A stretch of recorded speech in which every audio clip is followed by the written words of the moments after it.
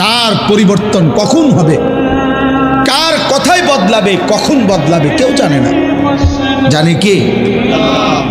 ফুজাইল ইবনে ইয়াজ বড় ডাকাত সর্দার ছিলেন। তো গভীর রাতে উনি ডাকাতি করতে গেছেন।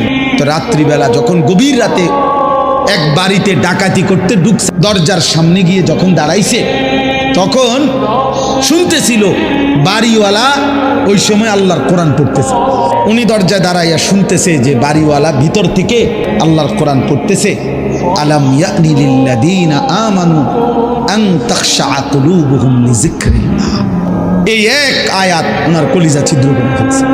উনি পিছন দিকে ফিরে এসে আর চিৎকার করে দুই হাত তুলে বলছে, আয় রব, আয় মাওলা, সময় হয়েছে সময়, আমি আর এই নাফরমানির জিন্দেগি করব না, দিলাম ছাইড়া।